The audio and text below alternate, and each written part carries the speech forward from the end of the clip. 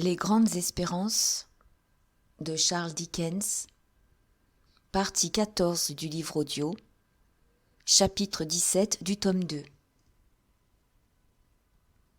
8 heures avaient sonné avant que je fusse arrivé à l'endroit où l'air commence à se parfumer de l'odeur des copeaux et de la sciure de bois provenant des chantiers de construction de bateaux et des fabricants de mâts, de rames et de poulies qui se trouvent au bord de l'eau.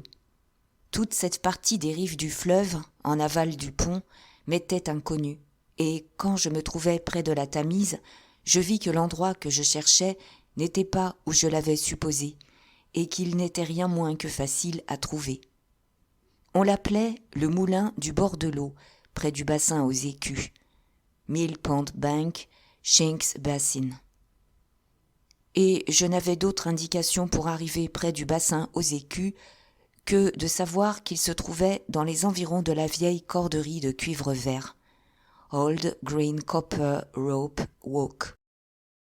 Il est bien inutile de dire combien je vis de vaisseaux en réparation dans les bassins d'échouage, combien de vieilles carcasses de navires en train d'être démolies, quels amas de limons et d'autres lits laissés par la marée, quels chantiers de construction et de démolition de bateaux, quelles ancres rouillées, mordant aveuglément dans la terre, quoique hors de service depuis des années. Quel amas incommensurable de tonneaux et de madriers accumulés, et dans combien de champs de cordes, qui n'étaient pas la vieille corderie que je cherchais, je faillis maintes fois me perdre. Après avoir plusieurs fois touché à ma destination, et m'en être autant de fois éloigné, j'arrivai inopinément, par un détour, au moulin du bord de l'eau. C'était une sorte de lieu assez frais, tout bien considéré, où le vent de la rivière avait assez de place pour se retourner et où il y avait 2 ou 3 arches et un tronçon de vieux moulin en ruine. Et puis, il y avait la vieille corderie, dont je pouvais distinguer l'étroite et longue perspective au clair de lune, le long d'une série de poteaux en bois plantés en terre, qui ressemblaient à de vieux râteaux à glaner et qui, en vieillissant, avaient perdu presque toutes leurs dents. Choisissant parmi les quelques habitations étranges qui entourent le moulin du bord de l'eau, une maison à façade en bois à 3 étages de fenêtres cintrées, pas à travées, ce qui n'est pas du tout la même chose, j'examinai la plaque de la porte et j'y lus « Mrs. Wimple ». C'était le nom que je cherchais. Je frappai et une femme âgée, à l'air aimable et aisé, vint m'ouvrir. Elle fut immédiatement remplacée par Herbert, qui me conduisit en silence dans le parloir et ferma la porte. Il me semblait étrange de voir son visage, qui m'était familier, tout à fait chez lui dans ce quartier et dans cette chambre, qui m'était si peu familier, et je me surpris le regardant avec autant d'étonnement que je regardais le buffet du coin avec ses verres et ses porcelaines de Chine, les coquillages sur la cheminée et les gravures coloriées sur la muraille, représentant la mort du capitaine Cook, le lancement d'un vaisseau et Sa Majesté le roi George III en perruque de cocher en grande tenue, en culotte de peau et en bottes à revers, sur la terrasse de Windsor. « Tout va bien, Handel, » dit Herbert, « et il est très content, quoique très désireux de vous voir. Ma chère Clara est avec son père, et si vous voulez attendre jusqu'à ce qu'elle descende, je vous la présenterai. Puis, ensuite, nous monterons là-haut. C'est son père. » J'avais entendu un grognement plaintif au-dessus de ma tête, et probablement mon visage avait exprimé une muette interrogation. « Je crains que ce ne soit un triste et vieux routier, » dit Herbert en souriant, « mais je ne l'ai jamais vu. »« Ne sentez-vous pas le rhum ? Il ne le quitte pas. »« Le rhum ? » dis-je. « Oui, » repartit Herbert. « Et vous pouvez vous imaginer comment il calme sa goutte. Il persiste aussi à garder toutes les provisions là-haut dans sa chambre et à les distribuer. Il les entasse sur des planches au-dessus de sa tête et il pèse tout. Sa chambre doit avoir l'air de la boutique d'un épicier. » Pendant qu'il parlait ainsi, le grognement de tout à l'heure était devenu un rugissement prolongé, puis il s'éteignit. « Quelle autre conséquence pouvait-il en résulter ?» dit Herbert en manière d'explication. « S'il a voulu couper le fromage. Un homme qui a la goutte dans la main droite, et partout ailleurs, Peut-il s'attendre à trancher un double Gloucester sans se faire mal ? Il paraissait s'être fait très mal, car il fit entendre un autre rugissement furieux cette fois-ci. Avoir Provis pour locataire de l'étage supérieur est une véritable aubaine pour Mrs. Wimple, dit Herbert, car il est certain qu'en général, personne ne supporterait ce bruit. C'est une curieuse maison, Handel, n'est-ce pas ? C'était une curieuse maison, en vérité, mais elle était remarquablement propre et bien tenue. Mrs. Wimple, dit Herbert, quand je lui fis cette remarque, est le modèle des ménagères, et je ne sais réellement pas ce que ferait ma Clara sans son aide maternelle, car Clara n'a plus sa mère, Handel, ni aucun parent dans le monde, après le vieux Groff Angrim. Assurément, ce n'est pas son nom, Herbert ? Non, non, dit Herbert, c'est le nom que je lui ai donné. Son nom est Monsieur Barlet. Mais quelle bénédiction pour le fils de mon père et de ma mère d'aimer une fille qui n'a pas de parents et qui ne peut jamais se tracasser elle-même, ni tracasser les autres à propos de sa famille. Herbert m'avait dit, dans une première occasion, et me rappela alors qu'il avait d'abord connu Miss Clara Barlet quand elle terminait son éducation dans une pension d'Hammersmith, et que, lorsqu'elle avait été rappelée à la maison pour soigner son père, lui et elle avaient confié leur affection à la maternelle Mrs. Wimple, par laquelle elle avait toujours été protégée depuis avec une bonté et une discrétion sans égale. Il était entendu que, quoique ce fût d'une nature tendre, ne pouvait être confié au vieux Barlet, par la raison qu'il n'entendait absolument rien au sujet plus psychologique que la goutte, le rhum et les fournitures de vivres. Pendant que nous causions ainsi à voix basse, et que le grognement soutenu du vieux Barlet vibrait dans la poutre qui traversait le plafond, la porte du parloir s'ouvrit et une très jolie fille, élancée, aux yeux bleus, âgée d'environ 20 ans, entra, tenant un panier à la main. Herbert la débarrassa tendrement du panier et me la présenta en rougissant.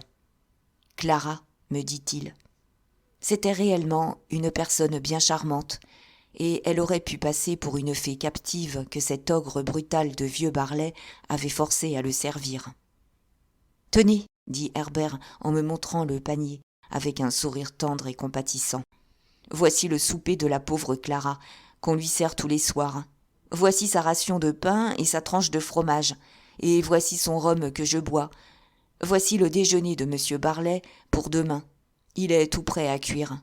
2 côtelettes de mouton, 3 pommes de terre, un peu de pois cassé, un peu de farine, 2 onces de beurre, 1 pincée de sel et tout ce poivre noir. Tout cela est cuit ensemble et servi chaud.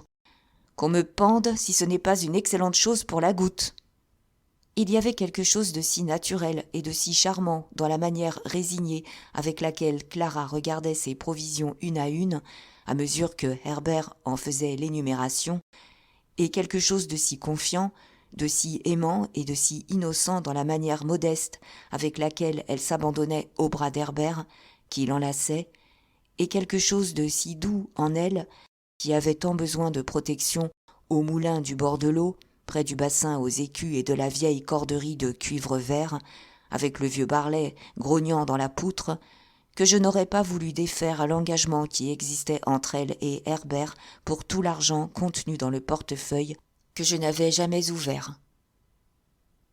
Je la regardais avec plaisir et admiration, quand tout à coup le grognement redevint un rugissement et on entendit à l'étage, au-dessus, un effroyable bruit, comme si un géant à jambes de bois essayait de percer le plafond pour venir à nous. Sur ce, Clara dit à Herbert : « Papa me demande, mon ami. » Et elle se sauva. « Voilà un vieux gueux que vous aurez de la peine à comprendre, dit Herbert. Que croyez-vous qu'il demande, Handel ? Je ne sais pas, dis-je. Quelque chose à boire ? C'est cela même, s'écria Herbert, comme si j'avais deviné quelque chose de très difficile. Il a son grog préparé dans un petit baril sur sa table. Attendez un moment, et vous allez entendre Clara le soulever pour lui en faire prendre. Là, la voilà. On entendit alors un autre rugissement, avec une secousse prolongée à la fin. Maintenant, dit Herbert, le silence s'étant rétabli. Il boit.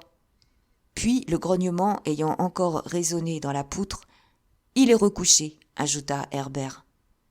Clara revint bientôt après, et Herbert m'accompagna en haut pour voir l'objet de nos soins. En passant devant la porte de M. Barlet, nous l'entendîmes murmurer d'une voix enrouée, dans un ton qui s'élevait et s'abaissait comme le vent, le refrain suivant, dans lequel je substitue un bon souhait à quelque chose de tout à fait opposé. « Oh, soyez tous bénis! Voici le vieux Bill Barlet. Le vieux Bill Barlet. Soyez tous bénis! Voici le vieux Bill Barlet, à plat sur le dos. Mordieu, couché à plat sur le dos, comme une vieille limande blessée. Voici votre vieux Bill Barlet. Soyez tous bénis! Oh, soyez tous bénis! » Herbert m'apprit que l'invisible Barlet conversait avec lui-même jour et nuit, en manière de consolation, ayant souvent, quand il faisait jour, l'œil sur un télescope qui était ajusté sur son lit pour lui permettre de surveiller le fleuve.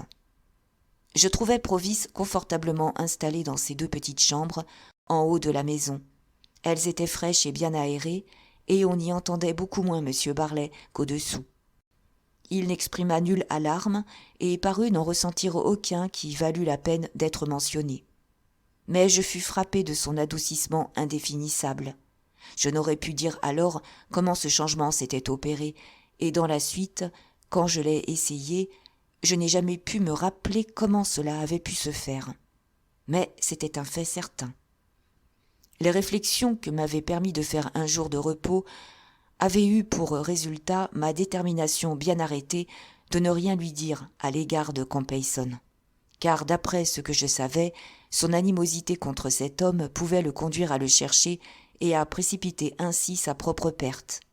En conséquence, quand Herbert et moi fûmes assis avec lui devant le feu, je lui demandai avant tout s'il se rapportait au jugement et aux sources d'information de Wemmick. « Ah, mon cher ami, répondit-il, avec un grave signe de tête. Jaggers le connaît. Alors j'ai causé avec Wemmick, dis-je, et je suis venu pour vous dire quelle prudence il m'a recommandée et quels conseils il m'a donnés. Je le fis exactement avec la réserve que je viens de dire, et je lui appris comment Wemmick avait entendu dire à Newgate, étaient-ce des employés ou des prisonniers, je ne pouvais le dire, qu'il était sous le coup de soupçons et que mon logement avait été surveillé. Comment Wemmick avait recommandé qu'il restât caché pendant quelque temps et que moi je restasse éloigné de lui, et ce que Wemmick avait dit à propos de son éloignement. J'ajoutais que, bien entendu, quand il serait temps, je partirais avec lui, ou que je le suivrais de près, selon ce qui paraîtrait plus prudent au jugement de Wemmick. Je ne touchais pas à ce qui devait suivre, car, en vérité, je n'étais pas du tout tranquille, et ce n'était pas très clair dans mon propre esprit, maintenant que je voyais Provis dans cette condition plus douce, et cependant dans un péril imminent à cause de moi.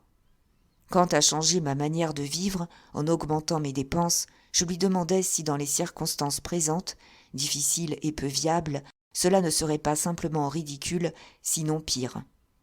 Il ne put nier ceci et même il se montra très raisonnable. Son retour était une entreprise très aventureuse. Il l'avait toujours considérée ainsi, disait-il. Il ne ferait rien pour la rendre désespérée et il avait peu à craindre pour sa sûreté avec de si bons soutiens. Herbert, qui avait tenu les yeux fixés sur le feu en réfléchissant, dit alors « D'après les suggestions de Wemmick, il m'est venu à l'idée une chose qui pourra être de quelque utilité. Nous sommes tous les 2 bons canotiers, Handel, et nous pourrions lui faire descendre nous-mêmes la rivière quand le moment sera venu. De cette manière, il n'y aurait à louer ni bateau ni batelier, et cela nous épargnerait au moins le risque d'être soupçonnés. Et tous risques sont bons à éviter. Sans nous inquiéter de la saison, ne pensez-vous pas que ce serait une bonne chose si vous commenciez dès à présent à avoir un bateau à l'escalier du temple et si vous preniez l'habitude de monter et de descendre la rivière de temps en temps? Une fois que vous en auriez pris l'habitude, personne n'y fera attention et ne s'en inquiétera. Faites-le 20 fois ou 50 fois, et il n'y aura rien d'étonnant à ce que vous le fassiez une 21e ou une 51e fois. Ce plan me plut, et Provis en fut tout à fait enthousiasmé. Nous convînmes qu'il serait mis à exécution et que Provis ne nous reconnaîtrait jamais si nous venions à descendre au-delà du pont, passer le moulin du bord de l'eau.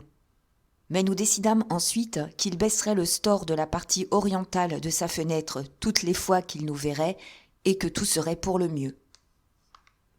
Notre conférence étant alors terminée et tout étant arrangé, je me levai pour partir, faisant observer à Herbert que lui et moi nous ferions mieux de ne pas rentrer ensemble et que j'allais prendre une demi-heure d'avance sur lui. « Je n'aime pas à vous laisser ici, dis-je à Provis, bien que je ne doute pas que vous ne soyez plus en sûreté ici que près de moi. Adieu. »« Cher enfant, répondit-il en me serrant les mains, je ne sais pas quand nous nous reverrons, et je n'aime pas le mot adieu. Dites-moi bonsoir. »« Bonsoir. Herbert nous servira d'intermédiaire, et quand le moment arrivera, soyez certain que je serai prêt. Bonsoir, bonsoir. » Comme nous pensions qu'il valait mieux qu'il restât dans son appartement, nous le quittâmes sur le palier devant sa porte, tenant une lumière par-dessus la rampe pour nous éclairer.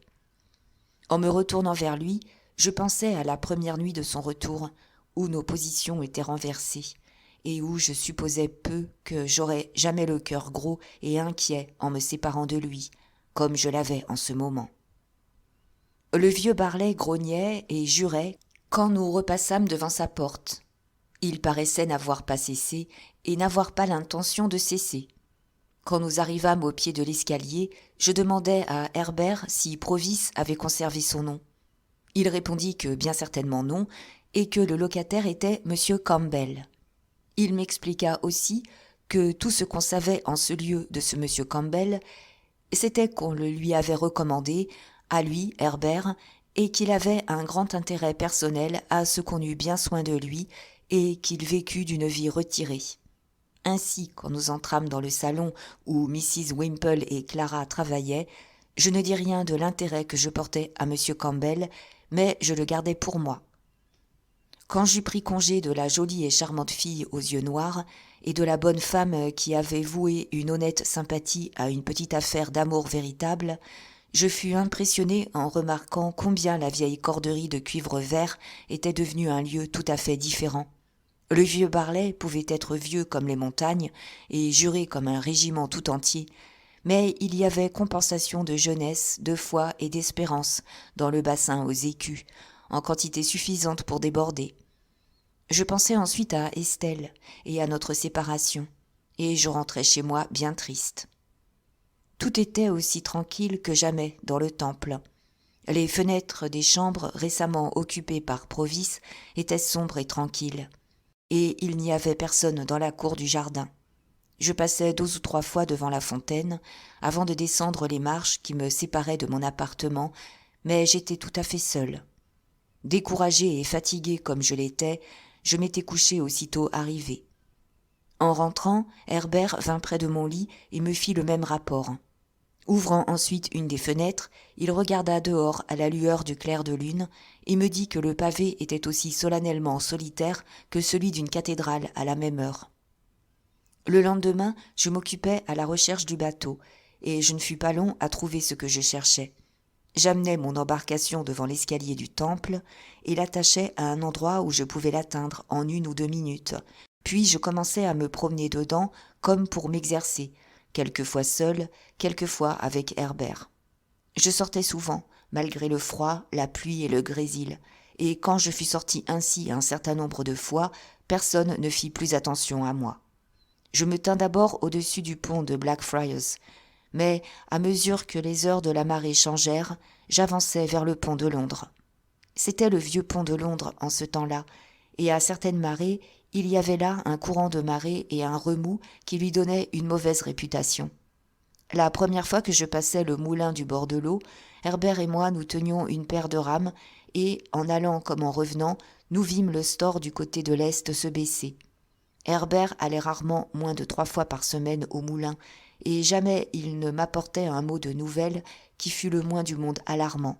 Cependant, je savais qu'il y avait des motifs de s'alarmer, et je ne pouvais me débarrasser de l'idée que j'étais surveillée.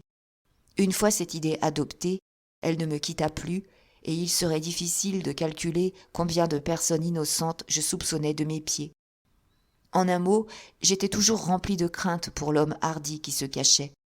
Herbert m'avait dit quelquefois qu'il trouvait du plaisir à se tenir à l'une de nos fenêtres quand la nuit était venue, et, quand la marée descendait, de penser qu'elle coulait avec tout ce qu'elle portait vers Clara.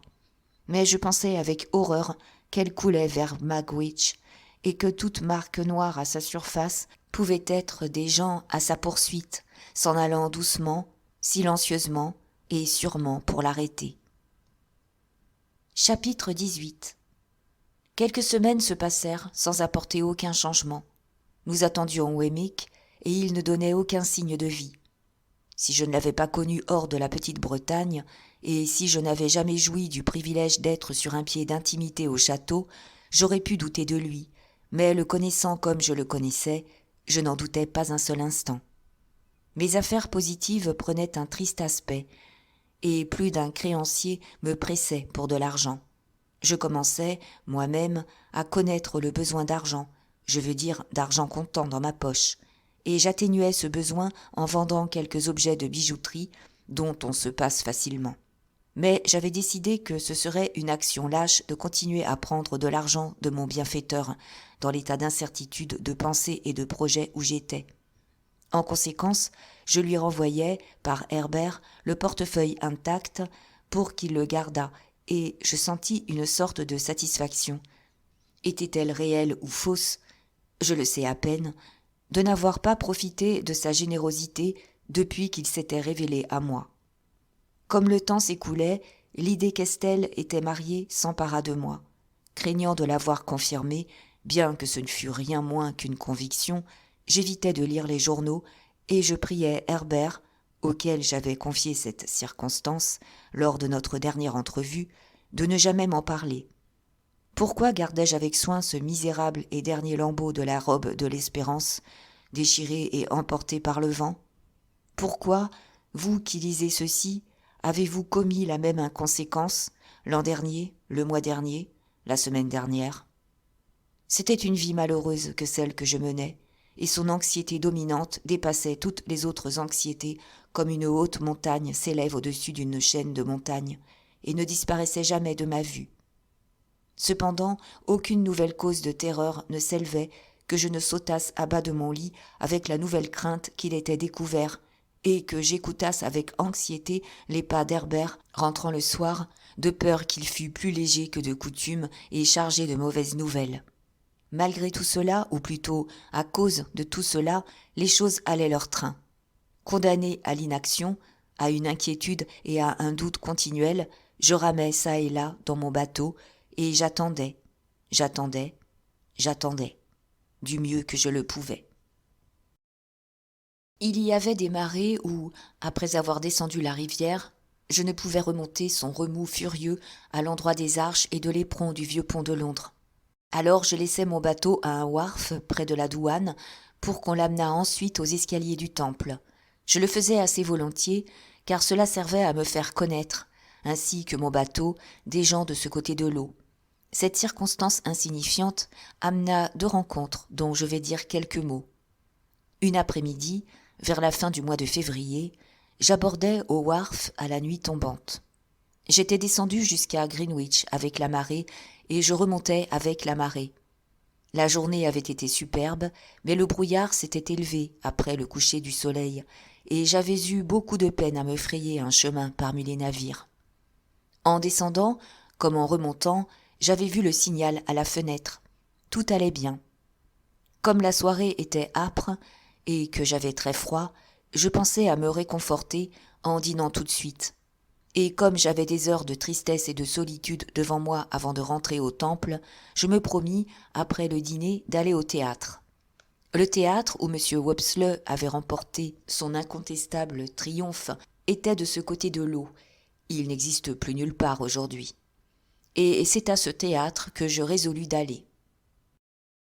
Je savais que M. Wopsle n'avait pas réussi à faire revivre le drame, mais qu'il avait au contraire aidé à sa décadence.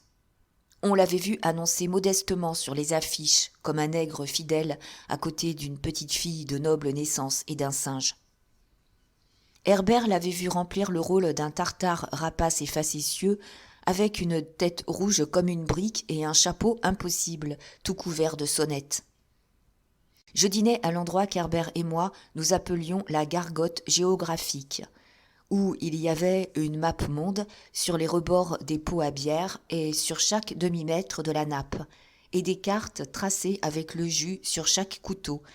Aujourd'hui, c'est à peine s'il y a une seule gargote dans le domaine du Lord Maire qui ne soit pas géographique. Et je passais le temps à faire des boulettes de mie de pain, à regarder les becs de gaz et à cuire dans la chaude atmosphère des dîners. Bientôt, je me levais pour me rendre au théâtre.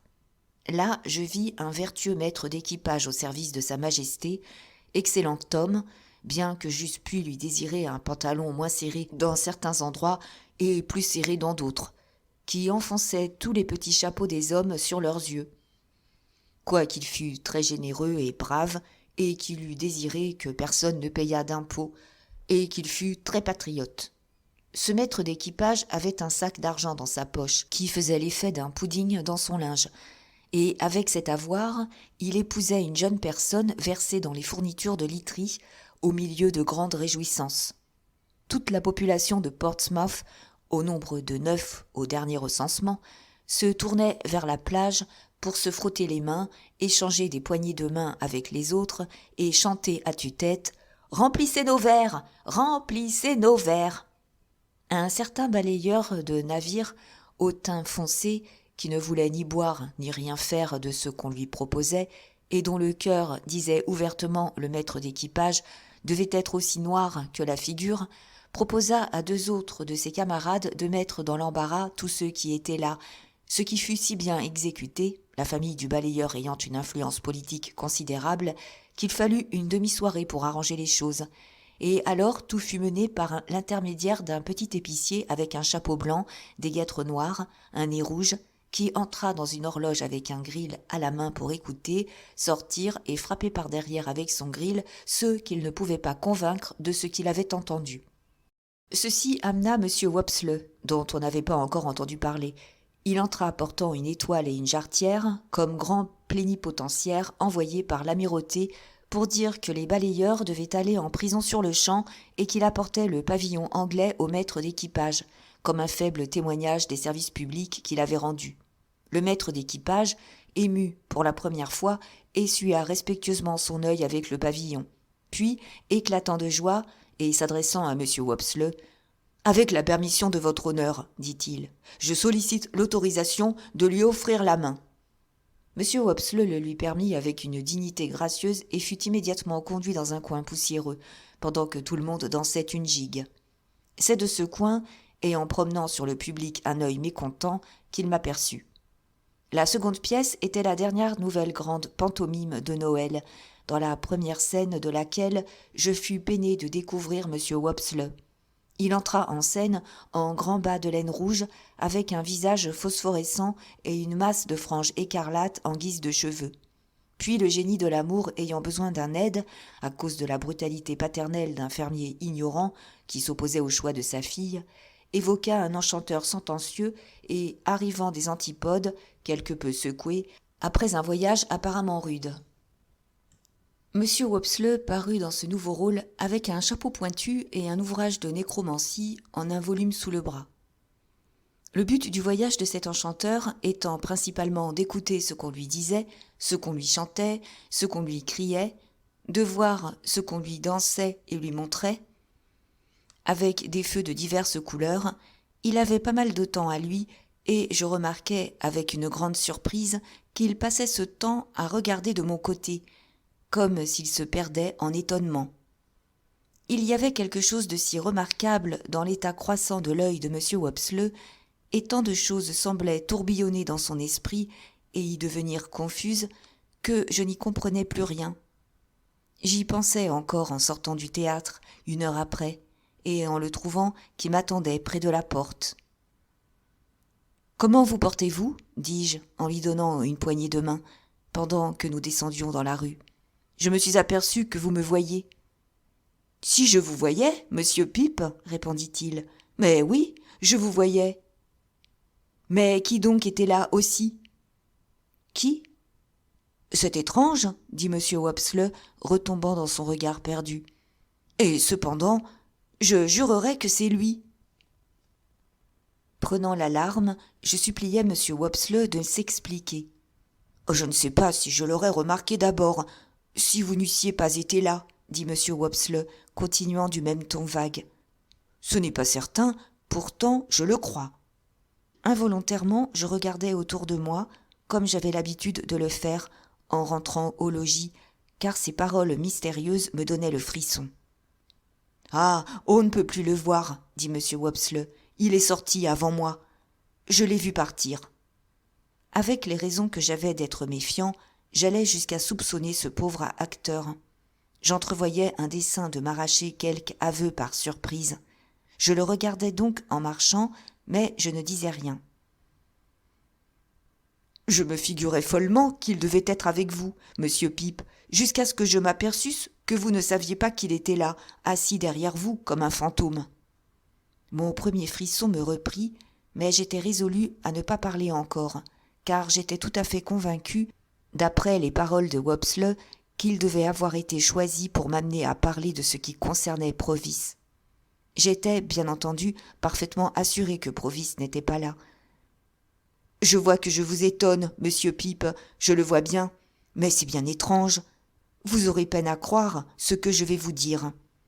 Je pourrais à peine le croire moi-même, si vous me le disiez. »« Vraiment ?» dis-je. « Non, vraiment, monsieur Pipe. Vous vous souvenez d'un certain jour de Noël, alors que vous n'étiez encore qu'un enfant. Je dînais chez Gargery et des soldats vinrent frapper à la porte pour faire réparer une paire de menottes. Je m'en souviens très bien.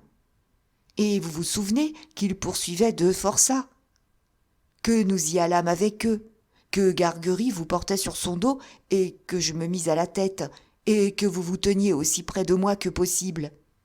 Je me souviens très bien de tout cela. Mieux qu'il ne le croit, pensai-je, excepté ce dernier détail.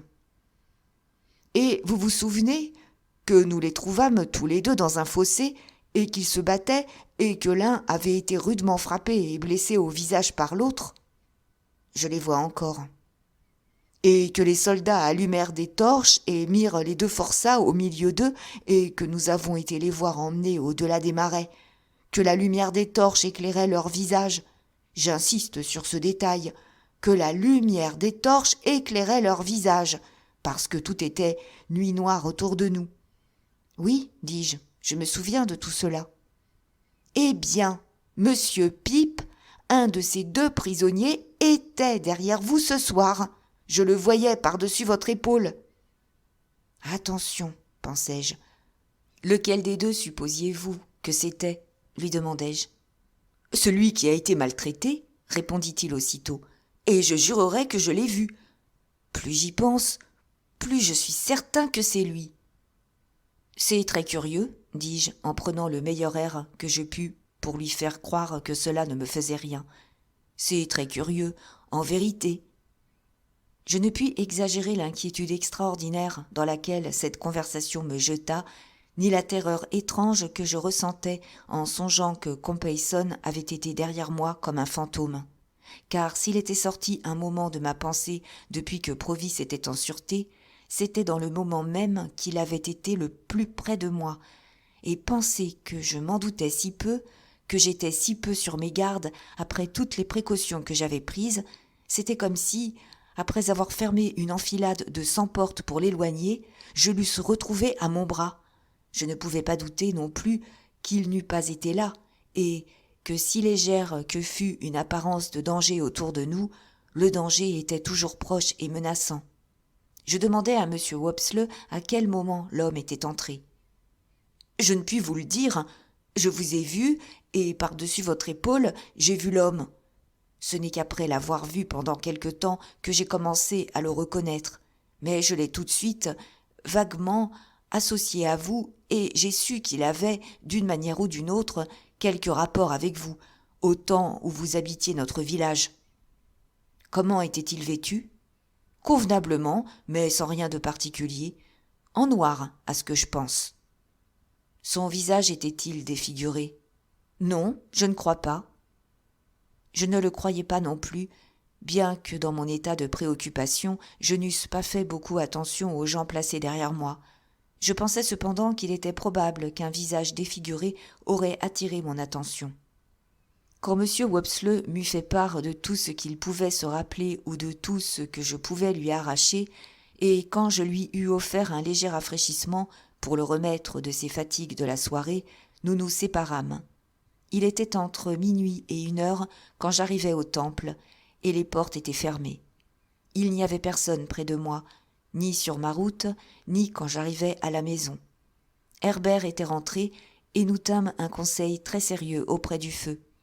Mais il n'y avait rien à faire, si ce n'est de communiquer à Wemmick ce que j'avais découvert ce soir-là, et de lui rappeler que nous attendions sa décision. Comme je pensais que je pourrais le compromettre si j'allais trop souvent à son château, je lui fis cette communication par lettre. Je l'écrivis avant de me mettre au lit, et je sortis pour la mettre à la poste. Personne encore n'était derrière moi. Herbert et moi nous convînmes que nous n'avions rien à faire que d'être très prudents, et nous fûmes réellement très prudents, plus que prudents même si c'est possible. Et pour ma part, je n'approchais jamais du bassin aux écus, excepté quand j'y passais en bateau, et alors je ne regardais le moulin du bord de l'eau que comme j'aurais regardé toute autre chose. Chapitre 19. La seconde des 2 rencontres dont j'ai parlé dans le chapitre précédent arriva 1 semaine environ après celle-ci. J'avais encore laissé mon bateau au wharf en aval du pont. L'après-midi n'était pas encore avancé. Je n'avais pas décidé où je dînerais. J'avais flâné dans Cheapside, et j'y flânais encore, le plus inoccupé de tous ceux qui allaient et venaient autour de moi, quand la large main de quelqu'un qui venait derrière moi tomba sur mon épaule. C'était la main de M. Jaggers, et il la passa sous mon bras. « Puisque nous allons du même côté, Pip, nous pouvons causer ensemble. Où allez-vous ?»« Au temple, je crois, dis-je. »« Vous ne le savez pas exactement, dit M. Jaggers. »« Mais, repris-je, heureux pour une fois de pouvoir le forcer à m'interroger, je ne crois pas, car je suis encore indécis. »« Vous allez dîner, dit M. Jaggers. Vous ne craignez pas d'admettre cela, je suppose. »« Non, répondis-je, je ne crains pas d'admettre cela. »« Et vous n'êtes pas invité ? » ?»« Je ne crains pas d'admettre non plus que je ne suis pas invité. »« Alors, dit M. Jaggers, venez dîner avec moi. » J'allais m'excuser quand il ajouta « Wemmick y sera. » Je changeai donc mon refus en acceptation, les quelques mots que j'avais prononcés pouvant servir de commencement à l'une comme à l'autre phrase.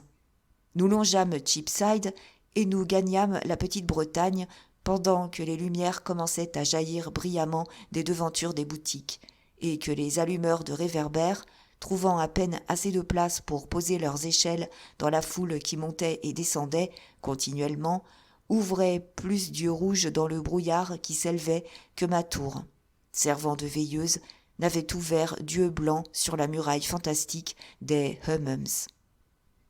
À l'étude de la petite Bretagne, il y eut le courrier ordinaire, le lavage des mains, le mouchage des chandelles et la fermeture de la caisse qui terminait les occupations de la journée. Pendant que je me tenais devant le feu de M. Jaggers, sa flamme, en s'élevant et en s'abaissant, donnait aux 2 bustes de la tablette la même apparence que s'ils avaient joué avec moi un jeu diabolique, et à qui baisserait les yeux le premier. Quant à la paire de grasses et communes chandelles du bureau, elles éclairaient tristement M. Jaggers, qui écrivait dans son coin, et elles étaient décorées de sales feuilles de papier qui les entouraient comme un linceul, en souvenir d'une quantité de clients pendus. Nous nous rendîmes tous 3 ensemble à Gerrard Street dans une voiture de place. Dès que nous y arrivâmes, on servit le dîner. Bien que je n'eusse pas dû songer à faire dans cette maison la moindre allusion aux sentiments que Wemmick professait chez lui, cependant je n'aurais eu aucune objection à rencontrer de temps en temps un coup d'œil amical de sa part. Mais il n'en devait pas être ainsi. Toutes les fois qu'il levait les yeux de dessus la table, c'était pour les porter sur M. Jaggers, et il était sec et froid avec moi, comme s'il y eût eu 2 Wemmick, et que celui qui était devant moi eût été le mauvais. « Avez-vous envoyé la lettre de Miss Havisham à M. Pip, Wemmick ?» demanda M. Jaggers quand nous eûmes commencé à dîner. « Non, monsieur, répondit Wemmick. Elle allait partir par la poste quand vous êtes entré avec monsieur Pip dans l'étude. La voici. Il la tendit à son patron au lieu de me la donner. C'est une lettre de 2 lignes, Pip, dit monsieur Jaggers en me la passant, que m'a envoyée Miss Havisham parce qu'elle n'était pas sûre de votre adresse. Elle me dit qu'elle désire vous voir pour une petite affaire dont vous lui aviez parlé. Irez-vous ? Oui, dis-je en jetant les yeux sur la lettre qui était conçue exactement en ces termes. Quand croyez-vous pouvoir y aller ? J'ai une affaire urgente à terminer, dis-je en regardant Wemmick qui mangeait du poisson. Cela m'empêche de pouvoir préciser l'époque, mais peut-être irai-je de suite. Si M. Pip a l'intention d'y aller tout de suite, dit Wemmick à M. Jaggers, il n'est pas nécessaire qu'il fasse une réponse, n'est-ce pas ? Recevant ceci comme un avertissement qu'il valait mieux ne pas mettre de retard, je décidai que j'irais le lendemain, et je le dis. Wemmick but un verre de vin et regarda M. Jaggers d'un air à la fois boudeur et satisfait, mais il ne me regarda pas. « Ainsi, Pip, dit M. Jaggers, notre ami Drummle a joué ses cartes et il a gagné la partie. » Tout ce que je pus faire, ce fut débaucher un signe d'assentiment. « Ah, c'est un garçon qui promet, dans son genre, mais il pourrait bien ne pas pouvoir suivre ses inclinations. Le plus fort finira par l'emporter. Mais le plus fort est encore à trouver, s'il allait l'être, et s'il la battait. » « Assurément, interrompis-je, la tête et le cœur en feu. Vous ne pensez pas qu'il soit assez scélérat pour agir ainsi, monsieur Jaggers ? Je n'ai pas dit cela, Pip. Je fais une supposition. S'il arrivait à la battre, il se peut qu'il ait la force pour lui. Si c'était une question d'intelligence, il ne le ferait certainement pas. Il serait bien difficile de donner une opinion sur ce qu'un individu de cette espèce peut devenir dans telles circonstances, parce qu'il y a autant de chances pour l'un comme pour l'autre de ces deux résultats. Expliquez-moi donc cela. Un garçon comme notre ami Drummle, répondit M. Jaggers, ou bat, ou rampe. Il peut ramper et se plaindre, ou ramper et ne pas se plaindre, mais il bat ou il rampe. Demandez à Wemmick ce qu'il en pense. Il bat ou il rampe, dit Wemmick, sans s'adresser à moi le moins du monde. Ainsi, voici pour Mrs. Bentley Drummle, dit M. Jaggers en prenant une carafe de vin de choix sur son buffet et remplissant nos verres et le sien. Et puisse la question de suprématie se terminer à la satisfaction de madame. Ce ne sera jamais à la satisfaction de madame et de monsieur. Voyons donc, Molly, Molly, Molly, comme vous êtes lente aujourd'hui. Molly était à côté de lui quand il lui adressa la parole, et elle mettait un plat sur la table. Quand elle retira ses mains, elle recula d'un pas ou deux, murmura d'un ton agité quelques mots d'excuse, et un certain mouvement de ses doigts, pendant qu'elle parlait, attira mon attention. « Qu'y a-t-il » demanda M. Jaggers. « Rien. Seulement le sujet de votre conversation m'était quelque peu pénible. » Les doigts de Molly s'agitaient comme lorsque l'on tricote. Elle regardait son maître, ne sachant pas si elle pouvait se retirer ou s'il avait quelque chose de plus à lui dire, et s'il n'allait pas la rappeler si elle partait. Son regard était très perçant. Bien certainement, j'avais vu de tels yeux et de telles mains tout récemment, en une occasion mémorable. Il la renvoya et elle sortit vivement de la chambre. Mais elle resta devant moi aussi distinctement que si elle eût été encore là. Je regardais ses yeux, je regardais ses mains, je regardais ses cheveux flottants, et je les comparais à d'autres yeux, à d'autres mains, à d'autres cheveux que je connaissais, et je pensais à ce que tout cela pourrait être après 20 années d'une vie orageuse avec un mari brutal. Je regardais encore les yeux et les mains de la gouvernante, et je pensais à l'inexplicable sentiment qui s'était emparé de moi la dernière fois que je m'étais promenée avec quelqu'un dans le jardin abandonné et à travers la brasserie en ruine. Je pensais comment le même sentiment m'était revenu quand j'avais vu un visage me regarder et une main me faire des signes par la portière de la voiture, et comment il était revenu encore une fois et m'avait traversé comme l'éclair quand j'avais passé dans une voiture, n'étant pas seule, à travers l'éclat soudain d'une lumière dans une rue obscure. Je pensais comment un anneau d'affinité qui manquait m'avait empêché de reconnaître cette identité au théâtre, et comment cet anneau qui manquait auparavant avait été rivé par moi maintenant que je passais par hasard du nom d'Estelle aux doigts qui remuaient comme s'ils tricotaient et aux yeux attentifs, et je fus parfaitement convaincu que cette femme était la mère d'Estelle. M. Jaggers m'avait vu avec Estelle, et il n'était pas probable que des sentiments que je ne m'étais pas donné la peine de cacher lui eussent échappé. Il fit un signe d'assentiment quand je dis que ce sujet m'était pénible, me frappa sur l'épaule, fit circuler le vin encore une fois et continua son dîner. Seulement 2 fois encore la gouvernante reparut, et alors son séjour dans la salle fut très court, et M. Jaggers se montra avec elle. Mais ses mains étaient les mains d'Estelle, et ses yeux étaient les yeux d'Estelle, et quand elle aurait reparu 100 fois, je n'aurais été ni plus ni moins certain que ma conviction était la vérité. Ce fut une soirée bien triste, car Wemmick buvait son vin quand la carafe passait devant lui comme s'il eût rempli un devoir, juste comme il aurait pu prendre son salaire, le 1er du mois, et, les yeux sur son chef, il se tenait perpétuellement prêt à subir un contre-interrogatoire. Quant à la quantité de vin, sa bouche était aussi indifférente et prête que toute autre boîte aux lettres à recevoir sa quantité de lettres. À mon point de vue, il fut tout le temps le mauvais Wemmick, et du Wemmick de Walworth, il n'avait que l'enveloppe. Wemmick et moi, nous prîmes congé de bonne heure et nous partîmes ensemble. Même en cherchant à tâtons nos chapeaux parmi la provision de bottes de M. Jaggers, je sentis que le vrai Wemmick était en train de revenir. Et nous n'eûmes pas parcouru 12 mètres de Gerrard Street dans la direction de Walworth que je me trouvais marchant bras dessus bras dessous avec le bon Wemmick, et que le mauvais s'était évaporé dans l'air du soir. « Eh bien, dit Wemmick, c'est fini.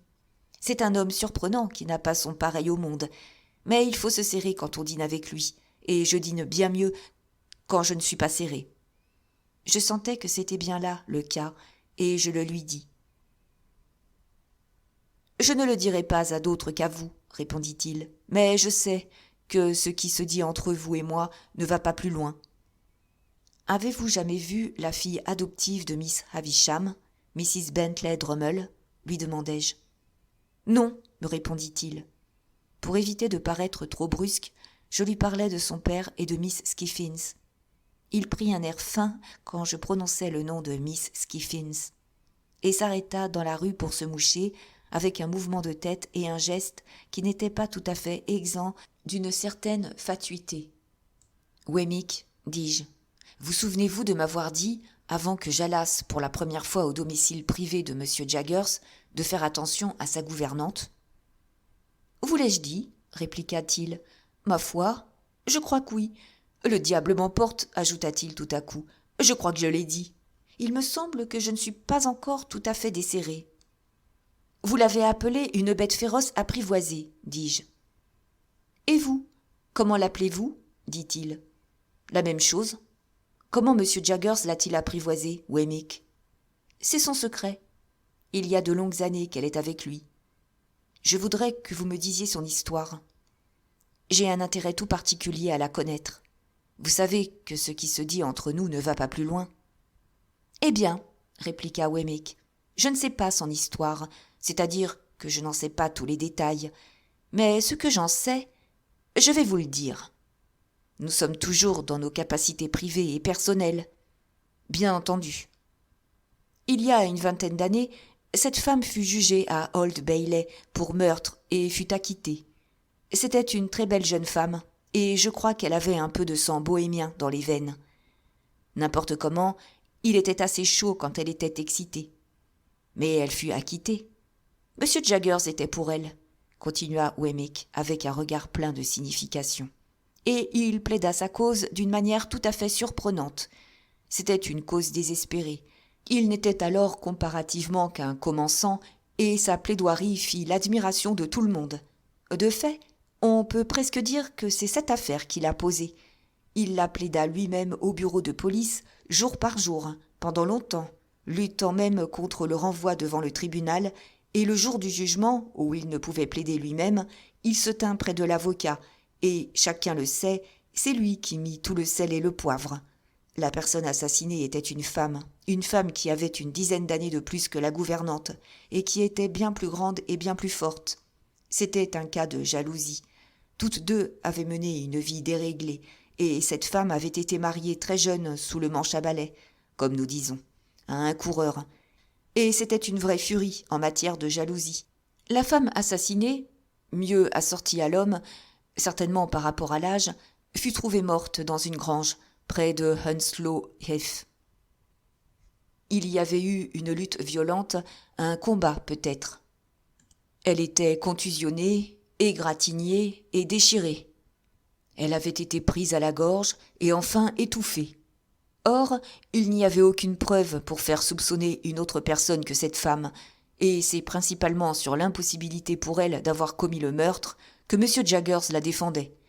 Vous pouvez être certain, dit Wemmick en me touchant le bras, qu'il ne fit alors aucune allusion à la force de ses poignets, bien qu'il en fasse quelquefois maintenant. J'avais raconté à Wemmick qu'il lui avait fait nous montrer ses poignets le jour du dîner. « Eh bien, monsieur, continua Wemmick, il arriva, devinez-vous, que cette femme fut habillée avec tant d'artifice, depuis le jour de son arrestation, qu'elle parut bien plus faible qu'elle ne l'était réellement. Ses manches, surtout, avaient été si habilement arrangées que ses bras avaient une apparence tout à fait délicate. Elle avait seulement une ou deux contusions sur sa personne et ne paraissait pas avoir été frappée à coups de pied, mais le dessus de ses mains était égratigné et l'on se demandait si cela avait été fait avec les ongles. Alors M. Jaggers démontra qu'elle avait passé au milieu d'une très grande quantité d'épines, qui n'étaient pas aussi hautes que sa tête, mais qu'elle ne pouvait les avoir traversées sans qu'elles eussent déchiré ses mains, et l'on trouva des parcelles de ces épines dans sa peau, et l'on s'en servit comme de preuve, aussi bien que du fait que les épines en question, après examen, avaient été trouvées brisées pour avoir été traversées, et qu'elles avaient conservé, çà et là, quelques lambeaux de vêtements et des petites taches de sang. Mais le point le plus hardi qu'il présenta fut celui-ci. On avait essayé d'établir comme preuve de sa jalousie qu'elle était fortement soupçonnée d'avoir, vers cette même époque, et pour se venger de son amant, fait périr l'enfant qu'elle avait eu de lui, enfant âgé de 3 ans. Voici de quelle manière M. Jaggers s'en tira. Nous disons que ce ne sont pas là des marques d'ongles, mais des marques d'épines, et nous vous montrons les épines. Vous dites que ce sont des marques d'ongles, et vous avancez l'hypothèse qu'elle a fait périr son enfant. Vous devez accepter toutes les conséquences de cette hypothèse. D'après ce que nous en savons, elle peut avoir fait périr son enfant, et l'enfant, en saisissant ses mains, peut les avoir égratignés. Eh bien, alors pourquoi ne la jugez-vous pas pour le meurtre de son enfant ?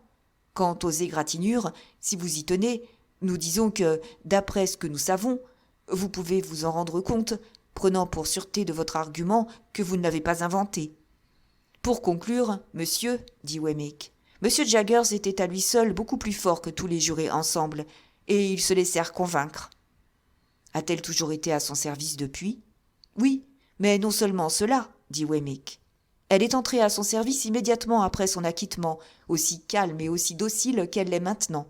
On lui a appris depuis une chose ou une autre pour faire son service, mais elle fut apprivoisée dès le commencement. Vous souvenez-vous du sexe de l'enfant ? On a dit que c'était une fille. Vous n'avez plus rien à me dire ce soir ? Rien. J'ai reçu votre lettre et je l'ai détruite. Rien. Nous échangeâmes un bonsoir affectueux et je rentrai chez moi avec un nouvel aliment pour mes pensées, mais sans soulagement des anciennes. Chapitre 20. Mettant la lettre de Miss Havisham dans ma poche, afin qu'elle pût me servir de lettre de créance pour reparaître à Satis House dans le cas où sa mauvaise humeur la conduirait à montrer de la surprise en me voyant revenir si tôt, je repartis le lendemain par la voiture. Je mis pied à terre à la maison de la mi-voix, j'y déjeunai et je fis à pied le reste de la route, car je tenais à entrer en ville tranquillement par les chemins peu fréquentés et en sortir de la même manière. Le jour commençait à baisser quand je passais dans les petites ruelles tranquilles où l'écho seul répète le bruit de la grande rue. Les enfoncements des ruines, où les vieux moines avaient autrefois leur réfectoire et leur jardin, et dont les fortes murailles se prêtaient maintenant à servir d'humble remise et d'écurie, était presque aussi silencieux que les vieux moines dans leurs tombeaux. Au moment où je pressais le pas pour éviter d'être observé, les cloches de la cathédrale prirent tout d'un coup pour moi un son plus triste et plus lointain qu'elles n'avaient jamais eu auparavant. De même, les sons du vieil orgue arrivaient à mes oreilles comme une musique funèbre, et les oiseaux, en voltigeant autour de la tour grise et en se balançant dans les grands arbres dépouillés du prieuré, semblaient me crier que la maison était changée et qu'Estelle en était partie pour toujours. Une vieille femme, que je connaissais déjà comme une des servantes qui habitaient la maison supplémentaire, au-delà de la cour de derrière, m'ouvrit la porte. La chandelle allumée était dans le passage sombre. Comme autrefois, je la pris et montai seule l'escalier. Miss Havisham n'était pas dans sa chambre, mais dans l'autre grande chambre, de l'autre côté du palier. Regardant à l'intérieur, après avoir frappé en vain, je la vis tout près du foyer, assise sur une chaise toute usée et perdue dans la contemplation du feu couvert de cendres. Faisant comme j'avais fait souvent, j'entrai et me tins debout près de la vieille cheminée où elle pouvait me voir lorsqu'elle lèverait les yeux. Il y avait dans toute sa personne un air d'affaissement extrême qui m'émut jusqu'à la compassion, quoiqu'elle m'eût fait plus de mal que je ne pouvais dire. Comme j'étais là, la plaignant et pensant qu'avec le temps, j'étais aussi devenue partie de la ruine de cette maison, ses yeux se portèrent sur moi. Elle me regarda fixement et dit à voix basse : « Est-ce possible ? » ?»« C'est moi, Pip. Monsieur Jaggers m'a remis votre lettre hier, et je n'ai pas perdu de temps. »« Merci, merci. » Approchant du feu une des autres chaises dégarnies et m'asseyant, je remarquai sur son visage une expression nouvelle, comme si elle avait peur de moi. « J'ai besoin, dit-elle, de continuer le sujet dont vous m'avez parlé la dernière fois que vous êtes venu ici, et de vous montrer que je ne suis pas de marbre. Mais peut-être vous ne croirez jamais maintenant qu'il y ait quelque chose d'humain dans mon cœur. » Quand j'eus dit quelques paroles pour la rassurer, elle étendit sa main droite toute tremblante, comme si elle allait me toucher. Mais elle la retira avant que j'eusse compris son mouvement ou su comment l'accueillir. « Vous avez dit, en parlant de votre ami, qu'il vous était possible de me dire comment je pourrais faire quelque chose d'utile et de bon, quelque chose que vous désirez qu'il soit fait, n'est-ce pas ? Quelque chose que j'aimerais beaucoup voir faire. Oh oui, beaucoup, beaucoup. Qu'est-ce que c'est ? Je commençais à lui expliquer l'histoire secrète de la position commerciale que j'avais voulu créer à Herbert. Mais je n'étais pas encore bien avancée quand je jugeais, à son air, qu'elle pensait à moi d'une manière vague, plutôt qu'à ce que je disais. Cela me parut ainsi, car lorsque je cessai de parler, il se passa bien des moments avant qu'elle témoignât qu'elle s'en était aperçue. « Vous arrêtez-vous ? » me demanda-t-elle enfin, en ayant l'air d'avoir peur de moi, « parce que vous me haïssez trop pour supporter de me parler ?»« Non, non, répondis-je. Comment pouvez-vous penser cela, Miss Havisham ? Je me suis arrêtée parce que j'ai supposé que vous n'écoutiez pas ce que je disais. »« C'est peut-être vrai, » répondit-elle en portant une main à sa tête. « Recommencez, je vais regarder autre chose. Attendez, dites maintenant. » Elle posa ses mains sur sa canne, de la manière résolue qu'elle prenait quelquefois, et regarda le feu. Son visage exprimait fortement l'effort qu'elle faisait pour être attentive. Je continuai mon explication, et je lui dis comment j'avais espéré pouvoir arriver à établir Herbert avec mes propres ressources, mais comment j'avais été désappointée. Cette partie du sujet, je le lui rappelai, contenait des matières qui ne pouvaient faire partie de mes explications, car elle se liait au secret important d'une autre. « Ah !» dit-elle en faisant un signe d'assentiment, mais sans me regarder. « Et combien d'argent faut-il pour compléter ce que vous désirez ?» J'étais un peu effrayée de fixer le chiffre, car il sonnait assez rondement. « 900 livres, dis-je cependant. « Si je vous donne l'argent pour votre projet, garderez-vous mon secret comme vous avez gardé le vôtre ? » Tout aussi fidèlement. « Et votre esprit sera plus calme ? » Beaucoup plus calme. « Êtes-vous bien malheureux maintenant ? Elle me fit encore cette question sans me regarder, mais avec un ton de sympathie peu ordinaire. Il me fut impossible de répondre à ce moment, car la voix me manquait. Elle passa son bras gauche sous la tête recourbée de sa canne et y appuya doucement son front. « Je suis loin d'être heureux, Miss Havisham. Mais j'ai d'autres causes d'inquiétude que toutes celles que vous connaissez. Ce sont les secrets dont je vous ai parlé. » Peu d'instants après, elle leva la tête et regarda de nouveau le feu. « C'est généreux à vous de me dire que vous avez d'autres causes d'inquiétude, mais est-ce vrai ? Trop vrai. Pip, ne puis-je donc vous servir qu'en rendant service à votre ami ? En considérant cela comme fait, n'y a-t-il rien que je puisse faire pour vous ? Rien. Je vous remercie pour cette question, et je vous remercie davantage encore pour la manière dont vous me la faites. Mais il n'y a rien que vous puissiez faire pour moi. Alors elle se leva de sa chaise et chercha, dans la chambre délabrée, ce qu'il fallait pour écrire. Ne trouvant rien, elle tira de sa poche plusieurs tablettes d'ivoire jaune, montées sur or terni, et écrivit dessus avec un crayon qu'elle prit dans un étui en or terni qui pendait à son cou. « Vous êtes toujours dans de bons termes avec M. Jaggers ? Très bon, j'ai dîné avec lui hier. Ceci est une autorisation pour qu'il vous paye cet argent que vous dépenserez pour votre ami, comme vous l'entendrez, sans en être responsable. Je ne garde pas d'argent ici, mais si vous préférez que Jaggers ne sache rien de l'affaire, je vous l'enverrai. » « Je vous remercie, Miss Havisham. Je n'ai pas la moindre objection à recevoir cet argent des mains de M. Jaggers. » Elle me lut ce qu'elle avait écrit. C'était clair et précis, et évidemment rédigé de manière à empêcher tout soupçon que je voulais tirer profit de l'argent que je recevais. Je pris les tablettes de sa main. Elle tremblait encore, et elle trembla encore davantage lorsqu'elle ôta la chaîne à laquelle le crayon était attaché et la mit dans la mienne, le tout sans me regarder. « Mon nom est sur la première feuille. Si vous pouvez jamais écrire sous mon nom, je lui pardonne. Bien que depuis longtemps mon cœur brisé ne soit plus que poussière, je vous en prie, faites-le. »« Oh, Miss Havisham, dis-je, je le puis maintenant.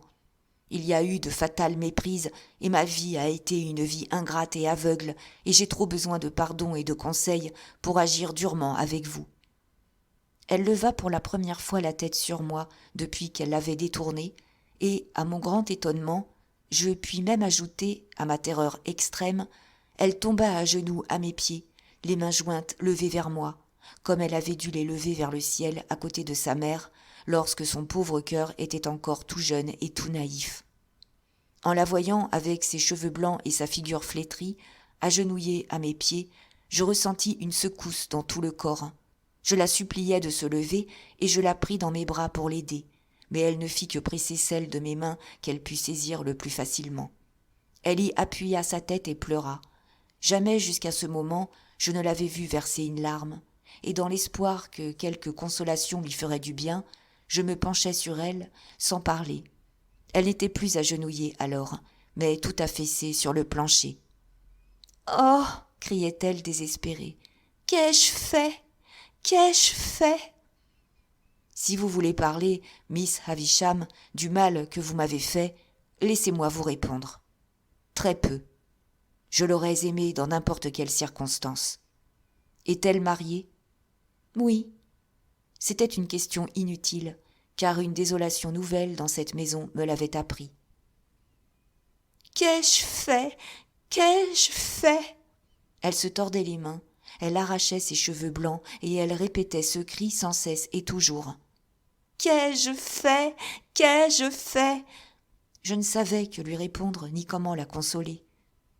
Qu'elle eût fait une chose horrible en prenant une enfant impressionnable pour la former dans le moule où son furieux ressentiment, son amour dédaigné et son orgueil blessé trouvaient une vengeance, je le savais parfaitement. Qu'en repoussant la lumière du soleil, elle avait repoussé infiniment plus, que dans la retraite où elle s'était confinée, elle s'était privée de 1000 influences naturelles et salutaires, que son esprit, entretenu dans la solitude, fut devenu affecté comme le sont et doivent l'être, et le seront, tous les esprits qui renversent l'ordre indiqué par leur Créateur, Je le savais également bien. Et cependant, pouvais-je la regarder sans compassion, en voyant son châtiment et le malheur dans lequel elle se trouvait, et sa profonde incapacité de vivre sur cette terre où elle était placée, dans la vanité de la douleur qui était devenue chez elle une monomanie, comme la vanité de la pénitence, la vanité du remords, la vanité de l'indignité et tant d'autres monstrueuses vanités qui ont été des malédictions en ce monde. Jusqu'au moment où vous lui avez parlé l'autre jour et où j'ai vu en vous, dans une glace qui me montrait ce que j'avais autrefois souffert moi-même, je ne sais pas ce que j'ai fait. Qu'ai-je fait? Qu'ai-je fait? Et elle répéta ces mots 20 fois, 50 fois de suite. Miss Havisham, dis-je, quand son cri s'éteignit, vous pouvez m'éloigner de votre esprit et de votre conscience. Mais pour Estelle, c'est tout différent. Et si vous pouvez diminuer un peu le mal que vous lui avez fait en changeant une partie de sa véritable nature, il vaut mieux le faire que de vous lamenter sur le passé pendant 100 ans. Oui, oui, je le sais, mais Pip, mon cher Pip.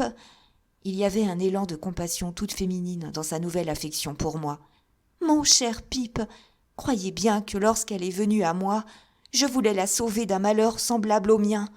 D'abord, je ne voulais rien de plus. Bien, bien, dis-je, je l'espère.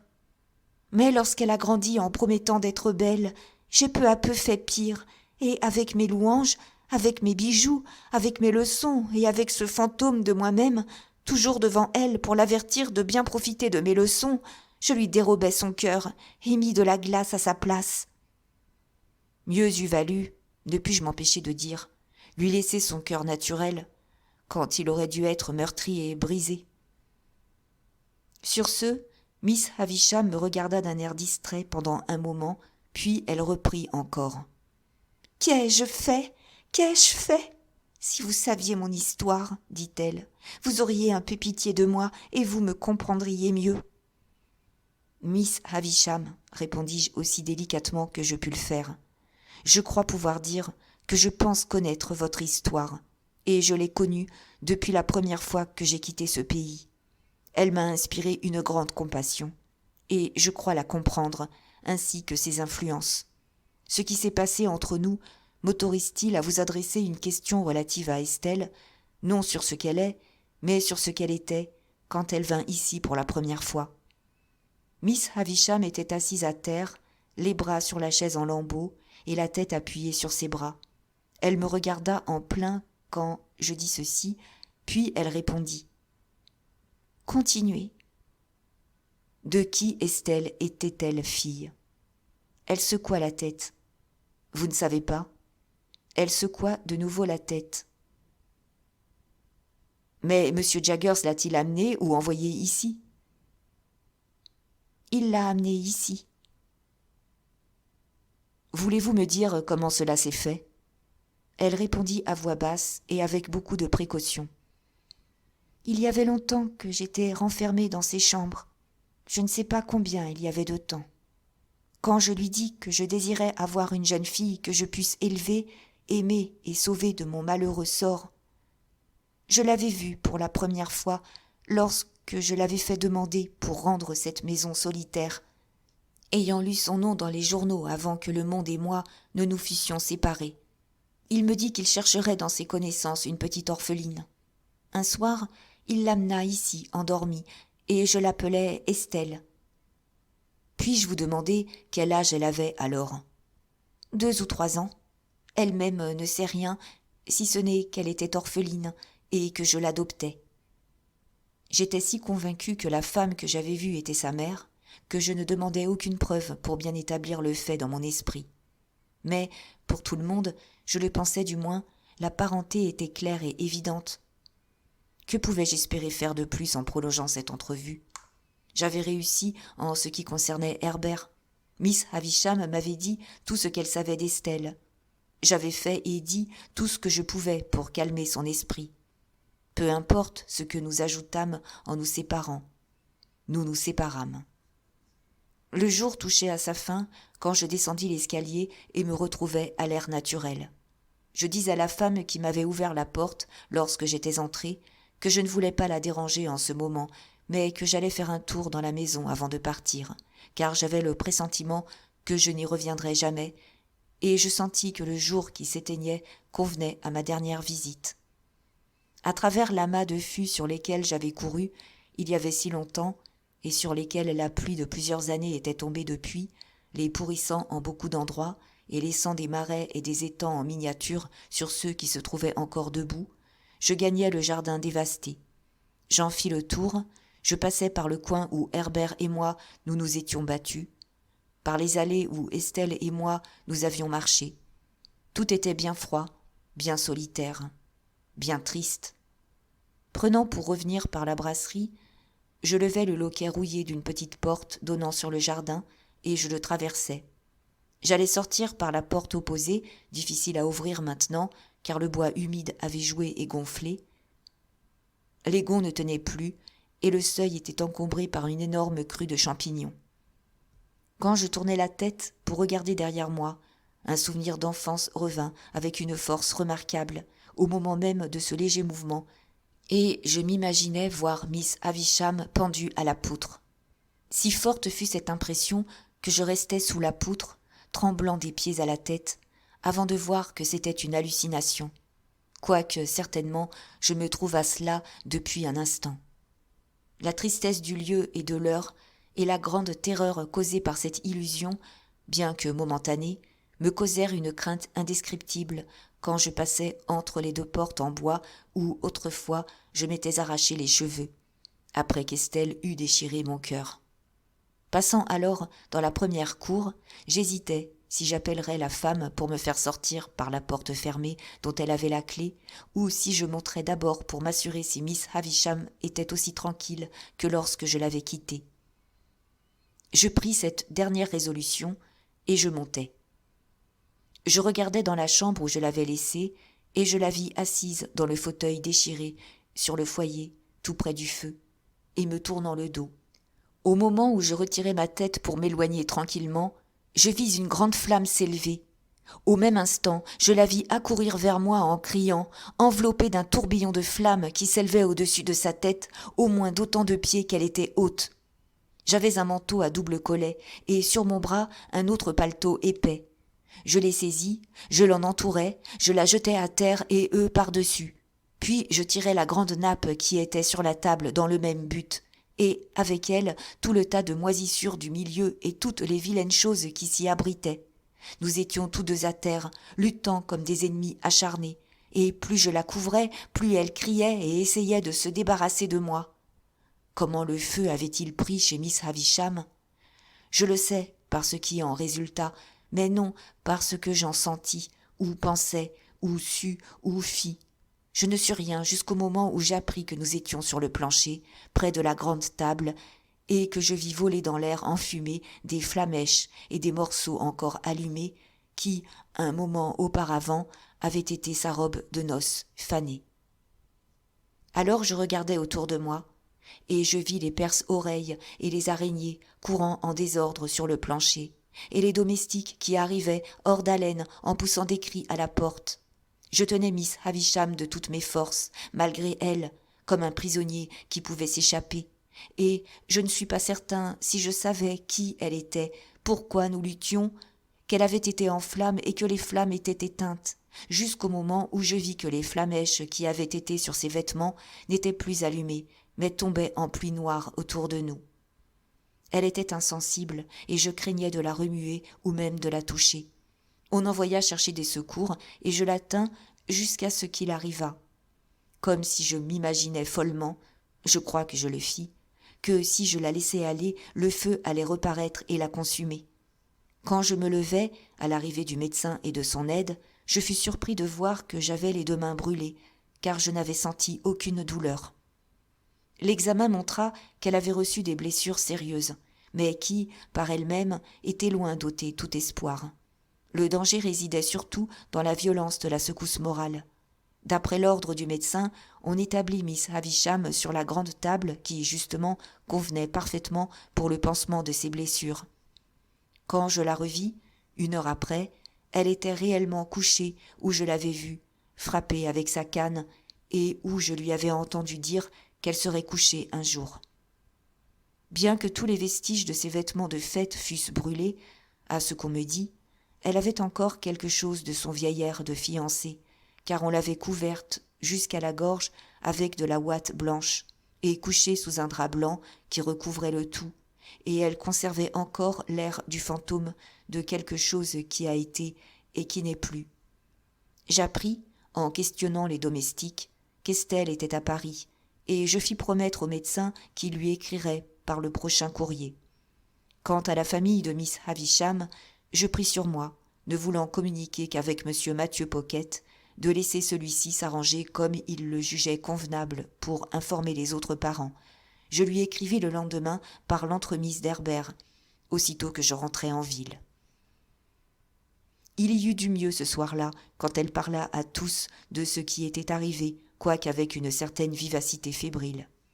Vers minuit, Miss Havisham commença à déraisonner, et après cela, elle arriva graduellement à répéter un nombre de fois indéfini, d'une voix basse et solennelle, « Qu'ai-je fait ?» Puis, « Quand elle vint près de moi, je voulais la sauver d'un malheur semblable au mien. » Ensuite, « Prenez ce crayon et écrivez sous mon nom, je lui pardonne. » Elle ne changeait jamais l'ordre de ses phrases, mais quelquefois elle oubliait un mot de l'une d'elles. Elle n'ajoutait jamais un autre mot, mais elle laissait une interruption et passait au mot suivant. Comme je n'avais rien à faire là, et que j'avais à Londres une raison pressante d'inquiétude et de crainte, que ces divagations mêmes ne pouvaient chasser de mon esprit, je décidai, pendant la nuit, que je m'en irais par la voiture du lendemain matin, mais que je marcherais 1 mille ou 2, et que je serais recueilli par la voiture en dehors de la ville. Donc, vers 6 heures du matin, je me penchai sur Miss Havisham, touchai son front de mes lèvres, au moment même où elle disait, sans prendre garde à mon baiser, « Prenez le crayon et écrivez sous mon nom, je lui pardonne. » C'était la première et la dernière fois que je l'embrassais ainsi. Et jamais plus je ne la revis.